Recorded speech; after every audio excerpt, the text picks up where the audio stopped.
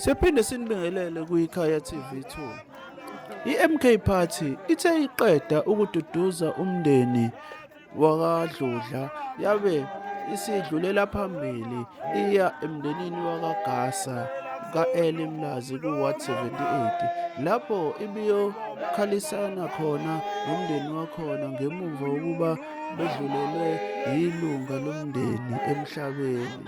Njengoba ubona-ke bengena nje beshaya iziqubulo ngendlela ejwayelekile. Siyayithokozela-ke ukuyibona into eyenziwa i-MK ukuthi ibaze abantu abayivotelile, ibonakale emphakathini njengoba kwenzeka nje. Wena-ke ungaka-subscribe kuleli khasi, siyacela ukuba usubscribe kuleli khasi, nawe oqalayo futhi ukungena ukwenze njalo. Awuke ubukeke lamavidiyo alandelayo.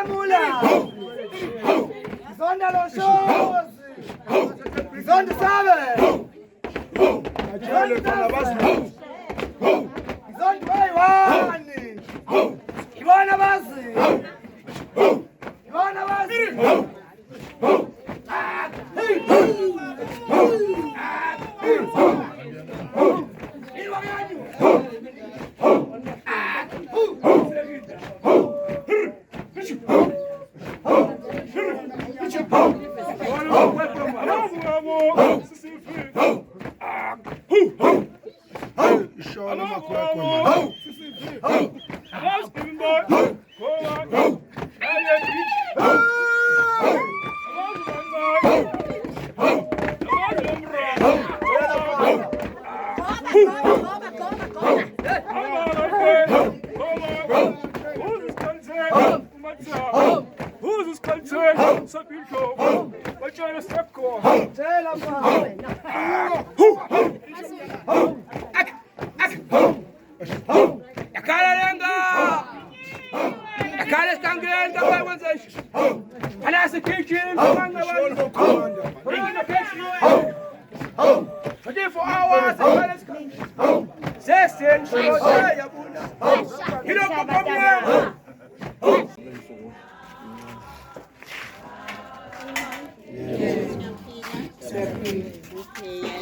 Ukunibona la emagcekeni khona akuyena umuntu efanele uyakhuluma lo ngomela yena uJohnny uzofihlwa ngesonto. Siyabonga ke amkhonto wesizwe. No bafowethu umuntu abonga amandla. Bafowethu umamncane akayinani nomuntu okwazi ukukhuluma kakhulu. Ngawuthi imino seyokwazi ukusamela. Bafowethu okubalekile ukuthi la sishiye umfowethu ozala umamncane kumina umamncane uJabu and uyafihlwa ngesonto. Ugulileke ngoba nje ukuthi ube umuntu ovele obehlala ngokungaphili. Then into yenzeke bathe bayombheka bamfika usethule endlini. So inhlelo zonke sezenzakele then ngesonto sizobe sesifihla if ukuthi mhlambe niyafisa ukuthi simphelezele nibuwelekile nje emagcekeni bafowethu akukho kunye kunawo amaningi engingachaza ngalokho ukuthi bafowethu nimukelekile umkhonto wesizwe ngaphezulu kwawo konke ngiyabonga ekutheni njengomuntu oyisosha enigijima nayo nikwazi ukuthi uma ngizalwe umshophi nikwazi ukuthi nibuye nizongikhalisa phakathi kwamagceke asekhaya ngale kokwenje bafowethu nimukelekile la ekhaya ngicela sifake izinto nokunye mhlambe khona u-coordinator azothatha uthobela then siqhubeke Mandla. No comrades cha-ke akukuningi kakhulu ngempela ke la ngoba sizokusiphiwe nje wasipho. Sizokwenza lento ayaziyo aziyo ukuthi siyayenza.